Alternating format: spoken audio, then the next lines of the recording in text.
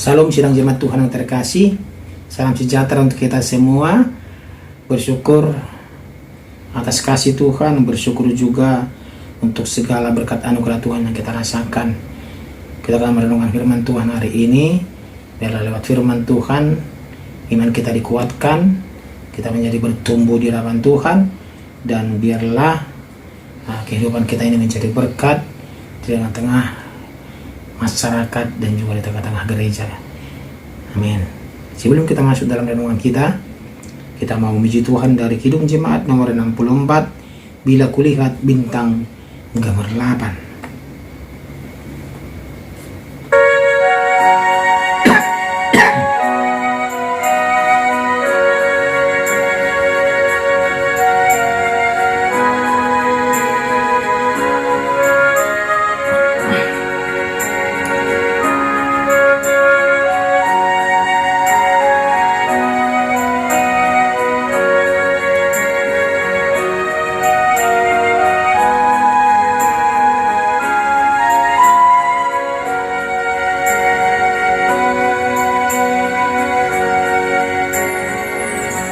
Bila kulihat bintang gemerlapan dan bunyi guru riuhku dengar, ya Tuhanku, tak putus aku heran melihat ciptaanmu yang besar. Maka jiwaku pun memujimu, sungguh besar Kau Allahku. Maka jiwaku pun memujimu, sungguh besar Kau Allahku. Amin. Firman Tuhan untuk hari ini dari Nehemia pasal 13 ayat 1 sampai ayat 14. Demikianlah pembacaan firman Tuhan. Pada masa itu bagian-bagian dari pada kitab Musa dibacakan dengan didengar oleh rakyat. Didapati tertulis dalam kitab itu bahwa orang Amon dan orang Moab tidak boleh masuk jemaah Allah untuk selamanya, karena mereka tidak menyongsong orang Israel dengan roti dan air, malah mengupah Bileam melawan orang Israel supaya dikutukinya. Tetapi Allah kami mengubah kutuk itu menjadi berkat. Ketika mereka mendengar pembacaan Taurat itu, mereka memisahkan semua peranakan dari orang Israel. Tetapi sebelum masa itu, Imam Eliasib yang diangkat untuk mengawasi bilik-bilik rumah Allah kami dan yang mempunyai hubungan erat dengan Tobia menyediakan sebuah bilik besar bagi Tobia itu. Sebelumnya orang membawa ke bilik itu korban sajian kemenyan, berkakas-berkakas dan persembahan persepuluhan daripada gandum, anggur dan minyak yang menjadi hak orang-orang Lewi, para penyanyi dan para penunggu pintu gerbang, dan persembahan khusus bagi para imam. Ketika peristiwa itu terjadi, aku tidak ada di Yerusalem, karena pada tahun ke-32 pemerintahan Artasasta Raja Babel aku pergi menghadap raja. Tetapi sesudah beberapa waktu aku minta izin dari raja untuk pergi. Lalu aku tiba di Yerusalem dan melihat kejahatan yang dibuat Eliasib untuk keuntungan Tobia, sebab bagi Tobia ini telah sediakannya sebuah bilik di pelataran rumah Allah. Aku menjadi sangat kesal.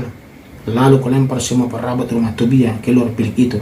Kemudian kusuruh tahirkan bilik itu. Sesudah itu kubawa kembali ke sana perkakas-perkakas rumah Allah, korban sajian dan kemenyan.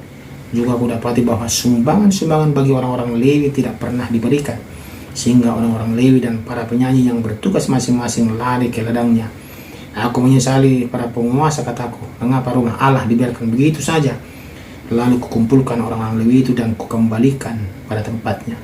Maka seluruh orang Yehuda membawa lagi persembahan persepuluhan daripada gandum, anggur dan minyak ke perbendaharaan. Sebagai pengawas-pengawas perbendaharaan, kuangkat Imam Selemia dan Jaruk, seorang ahli kitab, dan Pedaya seorang Lewi, sedang Hanan bin Zakur bin Matanya berbantuan kepada mereka, karena orang-orang itu dianggap setia. Mereka diserahi tugas untuk mengurus pembagian kepada saudara-saudara mereka.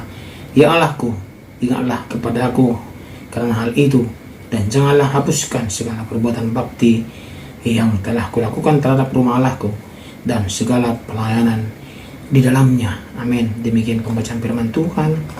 Tema kita pada hari ini adalah pembaharuan rohani yang sungguh-sungguh. Pembaharuan rohani yang sungguh-sungguh. Sidang jemaat Tuhan terkasih, Nehemia pasal 13 ini memberikan renungan tentang pentingnya ketaatan pada firman Tuhan, kesetiaan seorang pemimpin, dan keharusan untuk melakukan pembaharuan rohani yang sungguh-sungguh. Pembaharuan rohani yang sungguh-sungguh. Setelah membaca hukum Musa, Nehemia dengan tegas mengusir orang Amon dan Moab dari jemaah Israel karena mereka tidak setia pada perjanjian Tuhan. Dia juga memperbaiki masalah dengan memberikan persembahan yang layak kepada orang Lewi yang telah diabaikan karena keserakahan. Menegaskan bahwa perubahan rohani harus mengubah perilaku dan bukan hanya di permukaan. Pembaharuan rohani yang sungguh-sungguh. Jadi pelajaran yang kita ambil dari Nehemia pasal 13 ini 1-14. Yang pertama adalah ketaatan pada firman Tuhan. Ketika orang Israel kembali membaca dan memahami hukum Musa, mereka diingatkan akan perjanjian penting dengan Allah yang harus dijaga dengan serius. Dijaga dengan serius. Ketaatan pada firman Tuhan. Ini yang penting. Ya, mereka diingatkan kembali waktu hukum Musa dibacakan kepada bangsa itu. Dan juga pembaharuan rohani yang sungguh-sungguh sedang jemaat Tuhan. Seperti tema kita.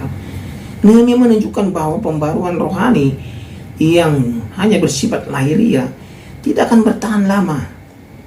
Ketika Nehemia pergi, orang-orang kembali pada kebiasaan lama yang melanggar perjanjian Tuhan. Menunjukkan bahwa perubahan sejati harus sampai ke dalam hati dan mengubah perilaku yang buruk, perilaku yang lama. Ya, mereka akan kembali ke kubangan seperti itu. Jadi Nehemia menekankan di sini bahwa pembaharuan rohani harus sungguh-sungguh dari hati, bukan di permukaan saja. Ya, dan juga peran pemimpin yang tegas seperti Nehemia, dia tegas sekali. Nehemia sebagai orang pemimpin tidak ragu untuk bertindak tegas terhadap ketidakbenaran dengan mengusir orang-orang yang melanggar hukum Allah dan memperbaiki masalah pemberian persembahan. Dia sangat tegas. Ya. Dia sangat tegas. Ini sangat diperlukan ketegasan seorang pemimpin. Kalau pemimpin tidak tegas, semua akan kacau di bawah. Dan juga pengorbanan sebagai teladan. Perbuatan Nehemia dalam mengatur ulang ibadah dan persembahan adalah contoh pengorbanan yang dilakukan untuk memulihkan keadaan yang diharapkan dapat diikuti oleh orang lain untuk membawa perubahan yang lebih baik di tengah masyarakat. Ya. Kita harus menjadi teladan. Pengorbanan sebagai teladan, bukan pengorbanan untuk menjadi kesombongan, tidak, tapi pengorbanan kita untuk teladan bagi orang lain. Dan juga kesetiaan pada perjanjian. Ayat-ayat ini menekankan pentingnya menjaga perjanjian yang telah dibuat, baik itu perjanjian dengan Tuhan maupun perjanjian antar manusia, untuk hidup sesuai dengan kehendaknya. Sedang jemaat Tuhan. Dan inilah pentingnya kesetiaan dalam perjanjian itu. Seperti tema kita, harus ada pembaruan rohani yang sungguh-sungguh. Kalau begitu saya kembali lagi. Menjelang jemaat Tuhan.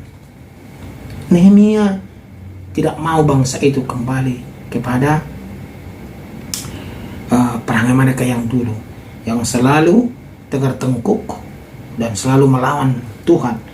Ya, selalu melawan Tuhan, kembali lagi menyembah ilah lain, kembali lagi kepada hati mereka yang jahat begitu. Makanya Nehemia mengingatkan bangsa itu harus dengan sungguh-sungguh. Makanya bangsa itu selalu memberikan suatu perubahan yang pasti kepada Tuhan. Itu yang penting, bukan ibadah yang terus monoton, tetapi harus ada kesetiaan kepada Tuhan dan perjanjian yang harus ditaati supaya Tuhan memberikan berkat yang luar biasa itu. Amin. Kita berdoa. Terima kasih ya Tuhan, kami bersyukur bahwa Nehemia mengingatkan bangsa itu supaya ada perubahan dalam kerohanian mereka. Nehemia memberikan suatu gebrakan yang luar biasa untuk mengubah dalam tata ibadah, dan Nehemia memberikan suatu contoh yang luar biasa kepada bangsa itu agar mereka hidup dalam kerohanian yang sungguh-sungguh di hadapan Tuhan. Terima kasih untuk firman-Mu hari ini. Dalam nama Tuhan kita berdoa. Amin. Bila kulihat bintang gemerlapan dan bunyi guruh riuh ku dengar,